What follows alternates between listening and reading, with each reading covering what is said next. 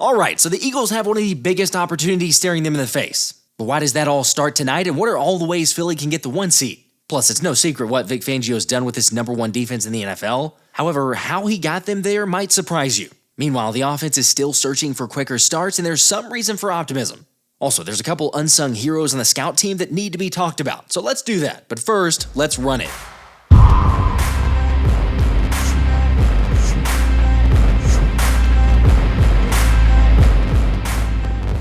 What's up, guys? So the Eagles have a massive opportunity in front of them, starting with the Thursday night football game in Detroit. Now sure, the Green Bay Packers are 3-point underdogs, but seeing how the Lions barely held on to beat the Bears by 3 last week more than proved they're beatable. And why that matters for Philly, obviously, is because we're trying to get the 1 seed for the NFC, where based on all that math and research, the Birds will clinch a 1 seed with both teams finishing with a 15-2 record if Detroit loses to Green Bay, or if they both finish 14-3, then they'd win the tiebreaker versus Detroit if the Lions lose to Pittsburgh and they lose to Green Bay, or both other losses are against NFC teams. I didn't understand a one word you said. Okay, basically it comes down to the Eagles need Green Bay to beat Detroit and then just win out and everything's fine. By the way, the Minnesota Vikings would probably win any sort of tiebreaker if they also ended up at 15-2. But they've got to play the Packers and the Lions still on their schedule, so kind of thinking that one takes care of itself. Anyway, look, this is the part where we all put on our cheeseheads for the primetime matchup and cheer on the Packers. And Underdog wants to help out with that as well, since not only are they the official sponsor of the channel, but they're offering a free Jordan Love pick to all new customers when you scan the QR code or just click the link in the description and use my code PHILLYSPECIAL. Plus, right now, the opportunities are endless with Underdog, as they're continuing the wild promos and discounts and boosted payouts all throughout the holiday season. Also, yes, my bias wants the Packers to win, not just for my wife's sake. I want them to win naturally for the Birds, but I do think they can do it, because they're a lot healthier and playing much better than they were the first time these sides met up. Whereas the Lions have had over 10 guys hit the IR this season and will be without multiple starters in this one. And that doesn't even begin to mention the past history from winning last year in Detroit. I'm just saying, scan the QR code to get in the game because I got a good feeling. And here are the plays I'm rocking with tonight. Give me David Montgomery over 50 rushing yards, Jameson Williams to catch at least 4 passes. Heck, he's averaging well over that number in his last 4 anyway. And then for the Packers, I'll take Christian Watson to have at least a 24-yard catch, and Josh Jacobs over 13.5 fantasy points. So good luck to you, feel free to tell the picks, and then come hang out during the game stream since we'll be streaming during the game. Seriously, let me know what you guys think about those picks, or just hit me up on one of the socials, let me know if there's better plays that you think, and by the way, also if you use my link, you can get up to $1,000 in bonus cash. Now, regardless if Detroit wins, like I said, Philly still has a good shot at the 1 seed. I mean, a home game to Buffalo and then games at Chicago and at San Francisco before closing it out at home against a hungry Vikings team is one of the most difficult schedules remaining. Meanwhile, flip over to the Eagles, and sure, nothing's a given, but taking on a Carolina team that allows the most yards on the ground doesn't necessarily bode well, even for those suggesting it's a trap game of sorts. And then Pittsburgh should be a good challenge, followed by games against Washington, Dallas, and New York. But I'm confident, which is why I've got a bet going on with Thomas that we will in fact win out. We are now betting on, we don't normally do this, I think the Eagles will lose one more game the rest of the way. Don't want them to. I'm just saying I think that they will. Josh thinks they'll go undefeated, so we're betting $100 on it. So there you go. Hey, how about this too, right? Because it's for a good cause, and we got the QR code up here, so people make sure to scan that and donate. If I lose before, or the Eagles lose before the 18th, because that's how long this deal is going to go up, that the loser contributes another $100 to. There you go. That's the way to do Jalyx Hunt and the Phillies. I didn't even think that about way that. it benefits but everyone. If it's after the 18th, then you can have it. Sure. There you go. Okay. Deal.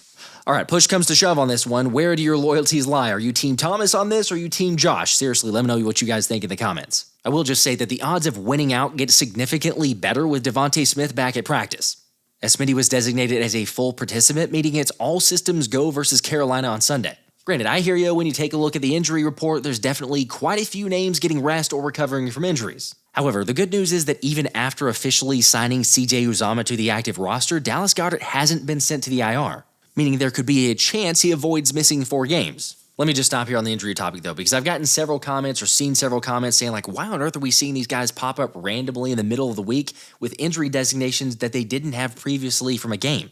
And well, the answer to that one is because Sirianni's made the practices a little tougher this year. Physicality, we can talk about it as much as we want as coaches, and we talk about it a lot and we highlight it a lot. We practice it a lot. But it comes down to those guys going out there and being physical, and to be physical, you have to have physical guys. Like it's been effective. It hasn't taken any away from us physically. I think they do a good job of monitoring us, just how we're progressing in the weight room or if we're tired during the week. So it's been good, but I think, keeping the pads on and the physicality, at least for Wednesdays, carries over because a lot of teams aren't doing that. There have been years past where you guys you've already switched over to walkthroughs at this point in the year. Is it something like Nick talks to like the leadership council about? Is that something that he talks to like guys like you about? Yeah, some. Most of the time we'll kind of preview the week ahead. But we're used to Wednesdays being padded. Obviously it's later in the week and you only have a certain amount, but we saved some for this time of the year. And I do think, it is weird when you go from walkthroughs all week and not having like hardly any full speed pads to a game. It is, can catch you off guard, but I feel like we've done a good job with how we've done things this year. On one hand, I hear that and I'm like, that's a little bit concerning. Yet at the same time, these dudes are playing like the Broad Street Bullies for a reason.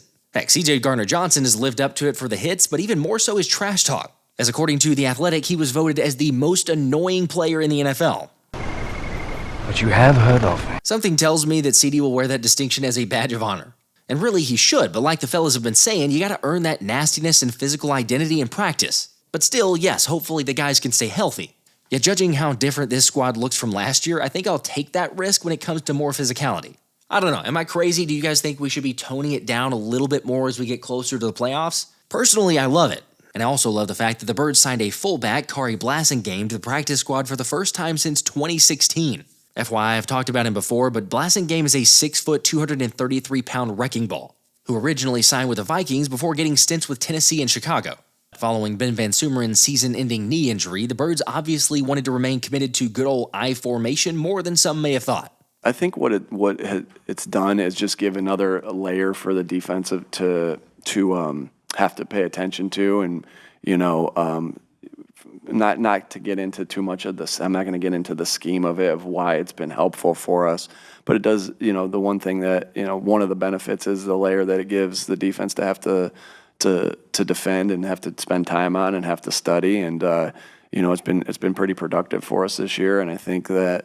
I haven't been on a team that we've utilized a fullback in quite some time, and it's sometimes you go into it and like, hey, do we need a fullback? And you say, nah, and then you get into it and you start doing it, and you're like, man, okay, this has been a good benefit for us, and you build on that, right? And so the confidence that you get because plays, things are being successful, you look to put a little bit more in, and that's how we are, with players, that's how we are with plays. That's how we are with personnel groupings. Like, oh, this is good. Let's add a little bit more. Oh, let's add a little bit more. Let's add a little bit more. And so, we're excited about that, and we'll continue to use it as we need to.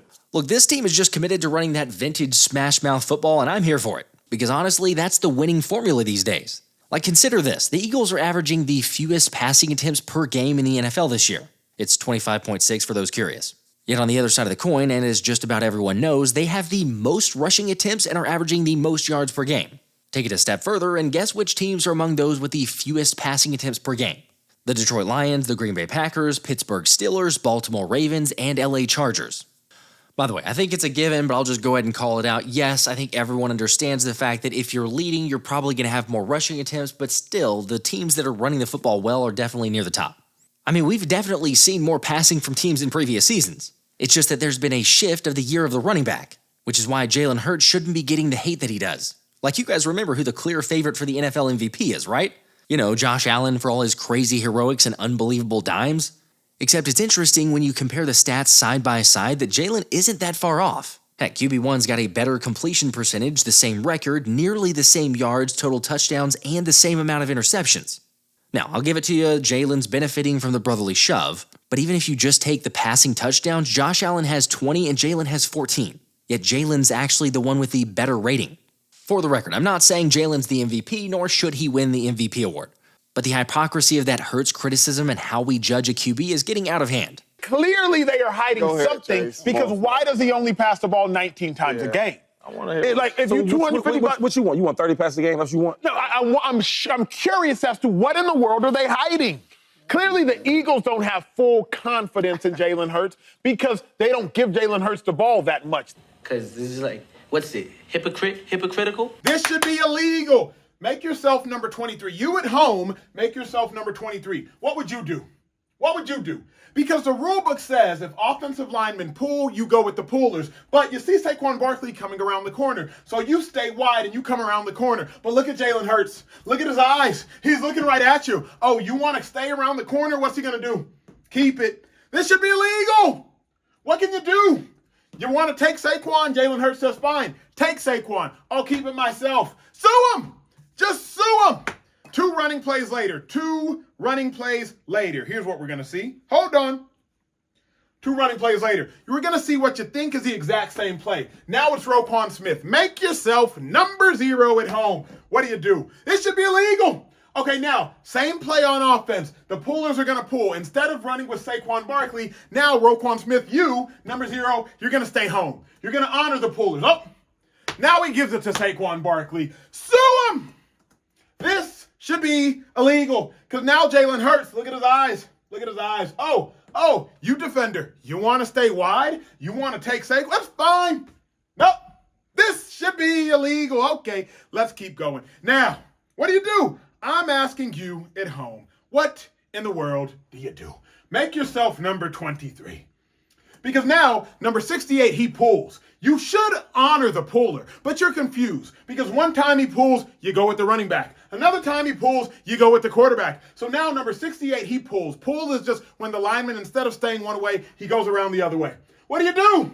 Because you should have been there and gone with the puller, but now, Saquon, sue him! Just sue him. Because there's no way to play defense against the Philadelphia Eagles. Make yourself number 23. What do? What do? What do you freaking do? Whichever way you guess, you're going to be wrong. He doesn't get respect. It feels like he gets constantly disrespected. Thank you. It does feel like he gets a crazy amount of unwarranted disrespect. Because say what you will about Jalen, but he's a winner. That's something that's relative, to beauty's in the eye of the beholder. We're going to be judged about when we win in the end, so. He has it. Like, the it factor, like, to win football games, like, he has that. And then, like, they're like, well, how do you explain that? I don't really know. How do you explain that? Like, you just know it, you see it. Like, I don't think there's a lot of people who's going to have a fumble snap on a 1-yard line and still find a way to score a touchdown.